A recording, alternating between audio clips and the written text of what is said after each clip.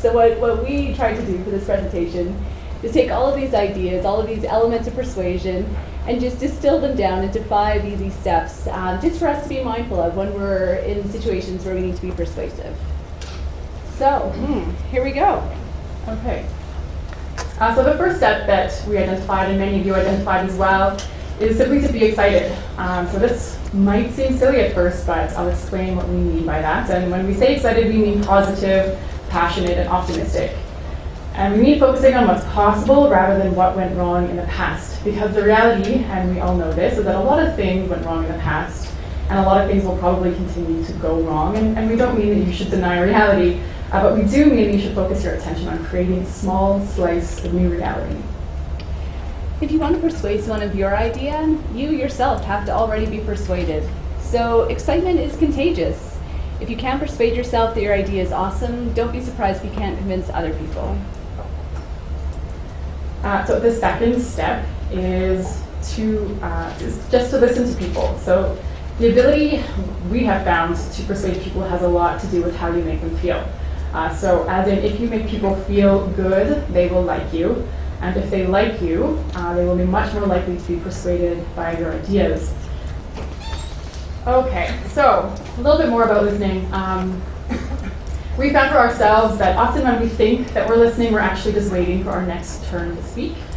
So oftentimes we'll sit there in a meeting listening, but we're actually evaluating or analyzing what the other person is saying and preparing for a rebuttal. This is incredibly common. I do it all the time. And the problem is that you're not actually listening. You're just getting ready to debate and start a debate. And the fact is, you will never convince anyone by debating, even if you won the debating championship in high school. Because the problem is, debating doesn't make the other person feel like you're listening to them. It makes them feel like you are against them, and they're unlikely to listen and be persuaded by you. So many of you have probably seen this diagram before, the iceberg. And we like it because we think it really illustrates how important it is to really listen. So when we find ourselves in a debate, usually we're responding to other people's opinions rather than the underlying values underneath the iceberg. And we found that when we start to listen without being defensive or constantly making a rebuttal, we really start to hear the values. So understanding people's interests and values helps us move away from just clashing of opinions to looking for win-win solutions. So in my case, I like the idea of bike lanes. I think there's a great opportunity in Edmonton to expand our bike lane network. So Chelsey is going to be my person B, and Chelsey, tell me what you think about bike lanes. I really hate bike lanes. I don't think we should have any. I think we should remove them. I think we should widen traffic lanes. So normally, I would say, well, my opinion is that we should expand bike lanes, and there are opportunities for improved safety and exercise. No. And you see what happens. We just are pushing opinions back and forth and not getting anywhere. So we are going to use the magic words, thinking about listening as being curious. So, Chelsey, let's start again. I really hate bike lanes. I just think we shouldn't have them. I think we should remove them, and I think we should widen vehicle traffic lanes. Okay. Could you tell me why you feel that way? Yeah, with bike lanes, it makes it really slow to get home. Okay, so why is that important to you? Because I don't like being in traffic, and I like being at home. Yeah. What does home mean to you? Why is that? Well, I spend a lot of time at work, and I don't get to see my family. You know, I want to get home so I can be there and be with them. Why? Because family is important. Wow. So really, when you say that you don't want bike lanes, at the base, it's because family is important to you. And so we can work with that. We can find ways to make sure that you're getting the time you need with your family, while also meeting my values and interests, which are potentially having bike lanes. On to step 3, which is aligning with their goals. So basically, after you understand the other person's interests through listening, you need to align your idea with their interests. So ask, what do they want to achieve? What policies do they have to follow? What does their company need them to deliver? And you might not agree with any of those things, but you need to know what they are. So it's really important at this point to be on their team rather than on the opposing team that they need to defeat. Because you can't change their goals. And the goal of persuasion really isn't to change people's goals, and you won't be able to. But you do need to understand and align with their goals and with their interests so that you have the best possible chance of persuading them. Great. So we wanted to now take a minute, and this is going to be a bit of a longer exercise, but also something that we hope that you can take away, that will be a useful tool that you can take with you after this session. So it's really an opportunity to practice exercise or steps 1 and 3. So being excited and aligning with the goals of the person you want to persuade can seem kind of simple, but there are 2 challenges. The first one being it can be really difficult to speak clearly and concisely about something you're super passionate about because there's so much to say and so much you want to share. And it can also be really challenging to frame an idea in a way that is appealing to someone with different interests. So we're going to draw from the idea of an elevator pitch and focus on taking a project that you're working on or a project that you'd really like to be working on, thinking of an audience that you need to convince, and then writing an elevator pitch about that. The elevator pitch itself is only maybe about 30 seconds, but it can be really hard to sort of condense down a great idea that you have, a project that you're working on. Some tips are just to make sure that you're considering your audience. So if it is the drainage department that you need to convince, if it is a boss you need to convince, if it's council you need to convince. The most important things to remember to identify a problem or identify the issue, explain how your idea addresses it. It's very important to avoid jargon. We encourage you to be enthusiastic. Great. So, and I think a final thing as well is that people might not often remember exactly what you said, but they'll definitely remember how you said it. So that enthusiasm, even if you maybe are speaking a little bit of gibberish, if you're speaking confidently, not putting yourself down from the beginning and speaking with enthusiasm, that will stay with people for sure.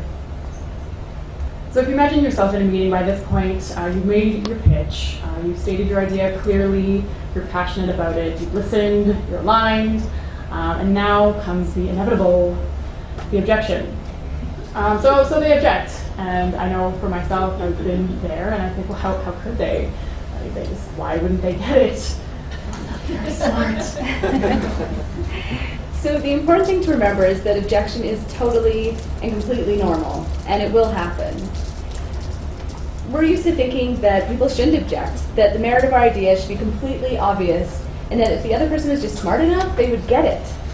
But we've realized that it takes time for people to accept new ideas and to adjust. And it's really important that we don't become this guy.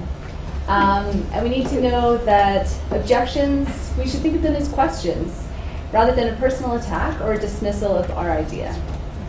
Because you can't avoid objection, it's going to happen. The trick is just to not be this guy.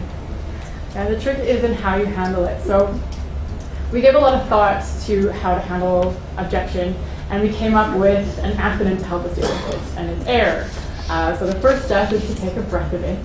Because I know when someone objects to something that I think is super awesome, I feel terrible, and I have that, like my heart starts beating and my blood pressure rises. But taking that breath allows me to pause and relax a little bit before continuing. And then we suggest that you walk through the following steps. So A is for acknowledge. Acknowledge the person's concern, whatever it is that they're saying, paraphrase it back to them. Because paraphrasing does 2 things. It allows you to check that you understand first, and then it also demonstrates that you're actually listening. So the next step is to investigate. So again, sort of the curious questions. Ask them why they're thinking what they're thinking. Can you share more about that perspective? Why is that important to you? Really dig down into their objection and treat it as a valid one. Say, oh, I see where you're coming from. Tell me more. Then after that is the R, is respond. So you do need to come back. You need to respond based on what you've learned through your investigation and indicate that you get their concern, but you just don't necessarily have to agree with it. So it's acknowledging that it's a valid concern, but you can shift them and show them how it doesn't need to be a deal breaker. Okay, so that's great. And so we've got to this point. We're coming up to step 5. So we're excited, we're aligned, we're listening. In short, we're committed, and that's fantastic. But sometimes we find that when we really, really want something, we attach our emotions to it and to the idea of achieving it in a certain way. So these balloons are emotions. For example, maybe you're really passionate about walkability and you really want to achieve that by building skyscrapers in Beaumont or something. And your boss rejects your elevator pitch. He just says, no, it's not going to happen. So what we mean when we say commit to your goal, but don't attach your emotions. Instead of being defeated in that instance and getting upset, being the pouty guy that we saw on one of those previous slides, it's really important to stay committed to pursuing that goal of walkability, but maybe just in a different way. And something else that we wanted to leave you with is that you might do all of these things right. You might completely nail being persuasive, do a phenomenal job, and still not get the outcome that you're looking for. And we just want to make sure that you don't think that that is failure at all. The way we like to think about it is planting seeds. And at first, it might not go anywhere, but if you've been persuasive, it's going to lodge somewhere in that person's mind, and you'd be really surprised at how these seeds will flourish when the conditions are right. So in the meantime, you've been persuasive, you don't necessarily get what you want, but you've planted a seed, and you've positioned yourself as a strong advocate and a great professional, and that will help your idea grow in the future. Mm-hmm.